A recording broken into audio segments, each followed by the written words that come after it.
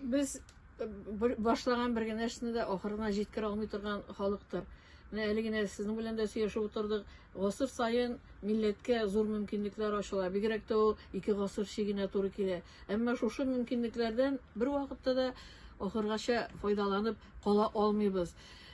Моның сәбәпләре күптер. Милләтнең яшәү урыны белән дә, үткән тарихы белән дә, юламаларының азлыгы, йомшаклыгы белән дә күп сәбәпләр белән аңлатыла торгандыр. Әмма сәбәпләре бар дип кенә тынычланырга, нишлисең инде дип яшәргә ярамый. Кайчандыр яңа туган бала белән мин митингларга йөри идем. Безгә мөстәкыйльлек алган митингта да ничә сәгать аяк өстендә басып тордым мин аны күтәреп. Миңа әйтәләр иде, синең замандашларың, яшьтәшләрең барсы да карьера баскычыннан үрмәли, кандидатлык яклыйлар, докторлык яклыйлар. Нишләп монда йөрисең? Бар инде, кайт инде дип. Әмма минем әле өмет сүрелмәгән иде кайчанда бер мөстәкыйль яшәсебезгә. Һәм үзебез теләгәнчә яшәсебезгә. Өмет янәшәсендә өметсезлек тә күпмедер була инде ул. Чөнки милләтеңнең сыйфатларын беләсең. Шушы өметсезлеккә юл бирмәскә тырышасың. Менә якын кешеләр белән генә сөйләшкәндә ул заманда мин әйтә идем, килер бер көн безне шул кадәр китереп кысарлар, шуңа кадәр өлгерергә кирәк мөстәкыйльлекне алып. Ул 20 елдан да монда артыкка сузылмый, мондый шартлар. Әгәр без шунда мөстәкыйль булып өлгермәсәк, безнең бүгенгедән дә азрак калачак мөмкинлекләребез дип күрәсең алдан фаразлаганмын. Шул көннәр килде. Хәтта мөстәкыйльлек дигән сүз өчен дә безне җавапка тартырга мөмкиннәр бүген. Сез бит инде менә заманында татар филология факультетта име. Ул заманнарны, ул биткән заманнарны кичергән кеше бит инде сез. Менә үз әдәби түгәрәкләрегез, студентлар белән эшлидерегез ул вакытта. Менә хәзер шул вакытлар сагындырамы? Нәрсә дип искә аласыз сез ул вакытларны? Бер яктан сагындыра, шундый көчле факультетны тараттылар. Төрле кушулар федераль вузның көчәюенә китермәде ул. Мин анда ул чакта да каршы төштем. Безнең факультет менә үсер, яңа дәрәҗәләргә ирешер диделәр. Безгә башка факультетлар кушылыр диделәр.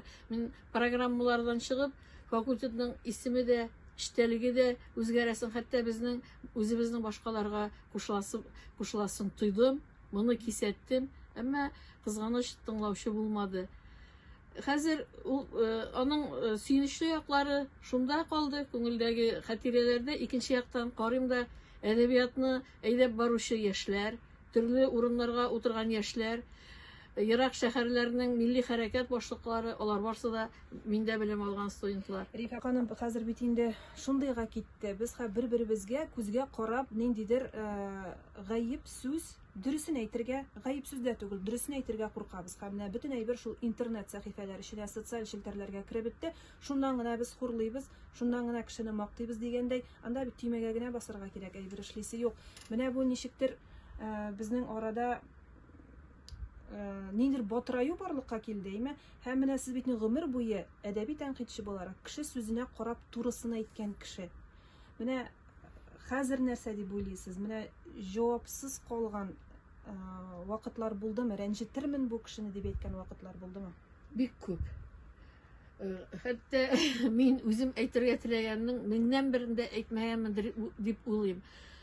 Әлбәттә, мәсәлән, инде булса темага чыгыш ясарга бирелә икән, мин ул чакта ялганларым да, әйтмичә калдырмыйм да. Гомумән, бүтән безнең интернетны, матур әдәбият базарын чүп-чар баскан икән, мин аларга хәтта тәнкыйть сүзе әйтеп вакытымны да уздырасым килми. Менә бу истәле исемнәр артына качып, шәхесне хурлаган кешеләр белән дә бәхәсләшеп утырасым килми. Мин соңгы вакытта җаваплар күп язам, әмма күбрәк башка милләтләргә язам җавапны. Үзебезнекеләргә язмыйм. Миңа кайчакта әйтәләр, менә шушындый темага материал бирегез әле, мондый темага. Мин бик бирер идем. Бәхәсләр мәйданында кузгатып җибәрер идем. Әмма бер вакытта да ул бәхәс кузгалмаячак. Авторны, тасвирланган кешеләрне шәхес буларак хурлауга әйләнеп калачак. Миңа менә бу интернетта батыраю шуның белән ошамый. Анда темадан читкә китү бик зур. Менә бу батыраю дигәннәр Рифа апамнар тагын бер сорау инде менә бәлки безнең менә шул ниндидер тоемлау җитмәүдер инде ул әйме әсәрне бит без менә шәхескә карата гына дөрестән дә әйтәсез бәлки ниндидер образларны аңламау менә аның бит шундый әсәрләре дә бетте һәм шуны аңлатып бирүче галимнәребез дә бетте дип әйтимме соң инде. Дөрес әйтәсез, тоемлау дип сөйләгәндә сүз барыбер белемлелеккә кайтып кала. Тоем кайчан барлыкка килә? Шын тоем. Син бик тирән белемле булганда. Белемең булмаса, син ничек әсәргә бәя бирә аласың, ничек чагыштыра аласың? Без хәзер бит укучылар заманында яшәмибез, язучылар заманында яшибез. Менә алдагы сорауга җавабым бетмәгән икән әле. Миңа бик күп кеше килә. Шушы әсәрем турында фикер әйтә әле дип. Мин дим, әйтсәм сез үпкәләрсез. Юк, үпкәләмим. Әйтә, генә башлыйм. Әле әйтеп тә бетермим. Мактабрак, йомшартыбрак әйтәм. Шунда ук үпкәләп я тарткалашырга тотына теге автор. Я китеп бара, я бөтенләй дошманнар исемлегенә тыгып, астыртын гына көрәш башлый. Ничек шулай булгач, кешегә бәяңне әйтәсең. Миңа бер эшем үземнең ошый, без ничә еллар дәвамында илһам конкурсын оештырабыз. Менә шул вакытта урыннарны чыгарганда күзгә күз карап, авторлар белән, яшь авторлар белән без сөйләшәбез, аларга сораулар бирәбез. Текстка карап кына түгел, текстны үзе язганмы, аңлап язганмы, башка кешенең әсәреме бу, шушы әйберләрне ачыклыйбыз. Һәм алар моңа күнекте, рәхмәт әйтеп киләләр, укытучылары хатлар яза. Минем балаларга бик файдасы булды сезнең тәнкыйть сүзләренең, алар яхшырак яза хәзер дип әйтәләр. Менә мин моңа сөйнәм. Димәк, безгә яшь кешеләргә, яза гына башлаган кешеләргә тәнкыйть сүзе әйтергә кирәк. Безнең кебек тире калмайганнан соң аны әйтүдән әллә ни файда да юк. Рифа апа, тагын бер мәсьәләгә тукталыйм әле сез. Мин татар тапшыруларын карарга бик яратмыйм. Мин русларныкын карыйм дидегез. Нилектән килә бу нәрсә? Беренчедән, бездә зур проблемалар күтәрелми.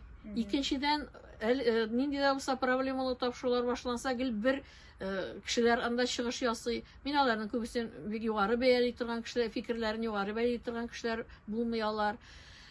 Оннан мин яратмыйм кыска 3 минутлык, 1 минутлык, 5 минутлык тапшыруларны. Миңа кирәк теманың төбенә төшеп, озаклап сөйләшеп утырулары. Шулай да минем карамавымның төп сәбәбе. Мин бер сәбәбен әйтеп үтәсем килә. Мин бер генә көнне дә татар каналын ачмыйча калмыйм. Әмма ачуга ук шунда эшләүчеләрнең хата сөйләшкәнен күрәм дә, дөрес булмаган сүзләр кулланган күрәм дә, каналны күчерәм дә куям. Тапшыруга кунак булып килгән кеше өчен чыгыш ясау зур аудитория каршысында табигый түгел. Ул хаталанырга да мөмкин, куркып калырга да, фикерен дә җимаска. Бу минем үземә дә карый. Әмма шунда эшләгән, редактор итеп билгеләнгән кеше авызыннан хаталы җөмлә чыгарга тиеш түгел. Ул аны әгәр сөйләм барышында бозам дип курка икән, язып килсен, укысын, хаталы сөйләшмәсен. Менә хәзер шул татар филологиясе факультеты. Шул темага да әйләнеп кайтсак, менә без, минем заман, минем буын кешеләре, алар сезнең иншалар үрнәгендә үскән кешеләр, безнең мәктәпне бетергән кешеләр, безнең чор балалары, алар инша яза алмыйча мәктәптән татар телендә инша яза алмыйча чыкмады. Без барыбыз ниндидер күләмдә, азмы күпме татарча сочинение язарга өйрәндек. Хәзер бит ул юк.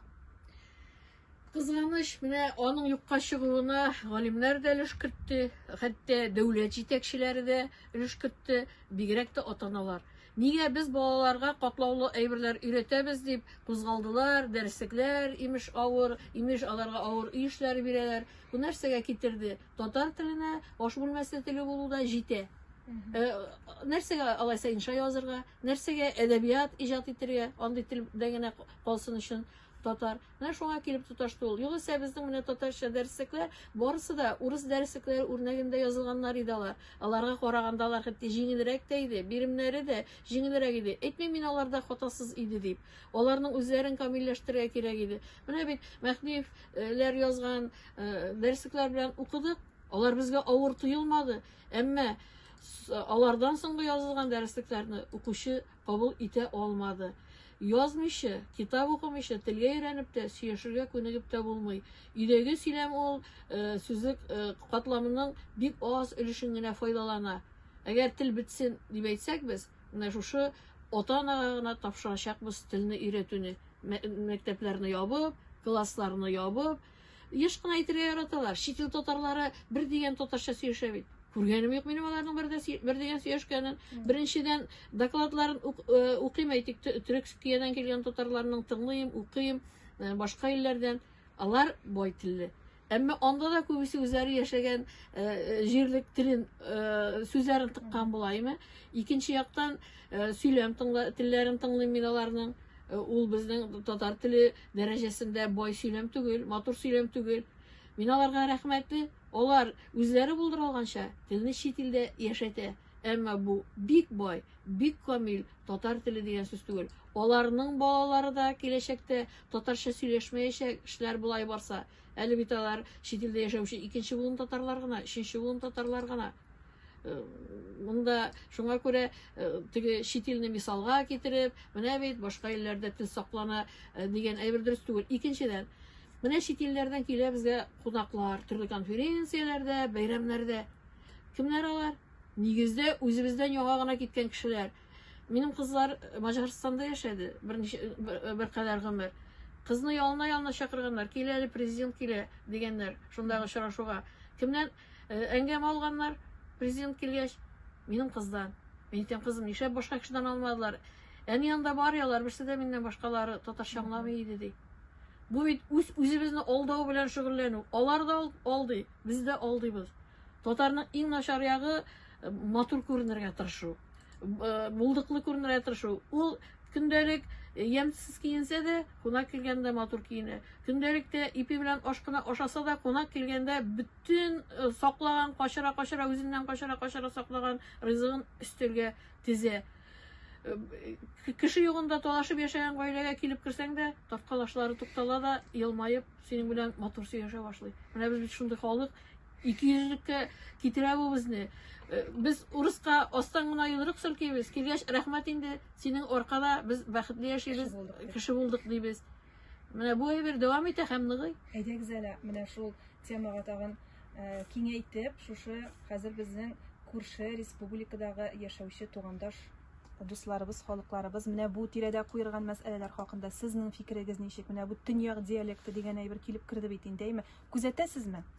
Күзәткәлим, тирәнгә китеп бу мәсьәләне өйрәнмим, бик озакка китте бит инде ул. Бу хәзер гасыр буе бара торган бәхәс, ул бәхәс төрлечә проблема рәвешендә формалаша. Мин башкарак менә бу диалектлардан читтәрәк бер әйберне әйтәсе килә.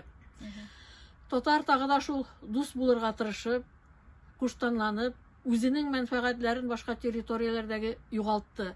Әйтик, безнең язучыларны башкорт язучысы дип әйтәләр. Без эндәшәбез. Без бит киң күңелле дибез. Ул бит татар булудан туктамый. Әмма ни өчендер ул башка халыкларның хезмәтләренә татар булып керми, шунда ук башкорт булып кирип китә. Без, мәсәлән, монда язучылар килә, милли проблеманы Башкортстанда күтәрергә кирәк. Алар монда яши, күтәрмәй инде. Тыныч кына яши инде диләр. Кайтасылары бар, үзләренең кичәләрен үткәрәсе бар. Мин беләм шундый кешеләрне, паспортларында башкорт, әмма монда яшәгәндә бит татарга әйләнергә була, алмаштырмыйлар. Чөнки эшләреннән уйлар. Пенсиягә чыгырмын да, бәлки мин Башкортстанга кайтырмын, башкорт икәнлегемне күрсәтермен дә, фатир алырмын, китапларымны чыгарырмын. Менә соңгы вакытта Башкортстаннан милләттәшләребез килде. Рәхмәт аларның килүенә, бу проблемаларга катнашып китүләренә. Шулай да сүз нигәдер язучылар белән очрашканда милли темадан битәр китап чыгару мәсьәләсенә килеп туктала. Сез безне сайлаулар җиткәч кенә искә төшерәсез, китапларыбызны чыгармыйсыз, әдәби әсәрләребезне чыгармыйсыз. Мин әйтәм, сез анда чыгасызмы? Без нәрсә язсак, шунда ук безне бастыралар. Без беләсезме, 350 язучы. Без әгәр чират көтеп утырабыз икән, язучыларны үлгәнче бер китабыбызны да чыгармаска мөмкин без. Алар аннары бит әле сыйфатка да карау бар. Аларның бит китапларын китереп бирәләр икән, алалар. Алар бәхетле, алар көн сайын китап чыгаралар. Алар бәхетле, алар башкортка күчә икән, таныла да ала. Менә шушы бирелгән мөмкинлекләрдән файдаланыр өчен үсер бай яшар өчен милләтләрен алмаштыручылар күп. Мин үзем Башкортстан килене. Мин беренче тапкыр кыз итеп күрсәтергә кайткач, әнкәй бик гашык булды инде, мине күрде дә, бөтенесе дә гашык булдылар инде. Әнкәй әйтә миңа, ул Мустафа районының татары башкортка язылган. Ярты туганы башкортка язылган, яртысы татар калган. Миңа әйтә, син шул кадәр акыллы, шул кадәр матур, шулай булса син башкорттыр инде диме ди. Шуннан юк дигән идем, артына утырды. Туры мәгънәсендә артына утырды. Әтәй башкортка язылмаган бит, Ләйсел Карнайның атасы ул әйтә. Менә ди килен карчык ди. Матурлыгын да югалтмады. Акылын да югалтмады. Татар булып кына бит үзгәрмәде. Ничек син шулай әйтәсең диде шуннан әнкәйгә. Алар мине яраттылар. Бик матур яшәдек без алар белән. Мин аларны сагынып искә алам. Мин алар үлгәнче кайтып йөрдем. Әмма беренче шушы очрашу гомерлек истә калды. Мин гаҗәпләндем. Моның белән нәрсә әйтәсе килә? Кешене менә башта көчләп татардан башкортка яздыралар. Шуннан соң аның аңына тотыналар, сеңдерергә син башкорт дигән фәлсәфәне Башкортстанда. Ул шул кадәр сеңә ки, теге башкортлашкан татар башкортлардан узып үз милләтенә каршы көрәшә башлый. Менә кемнәр куркыныч. Безгә урыслар да куркыныч түгел. Безгә урыслашкан татар, башкортлашкан татар куркыныч. Безнең милләт, мин монда куркыныч дип өскә балта күтәреп килерләр дигән мәгънәдә әйтмим. Милләтнең саны кимүдә, милләтнең үзеннән ваз кичүе, көчәя бару, алардан безгә зур куркыныч яный.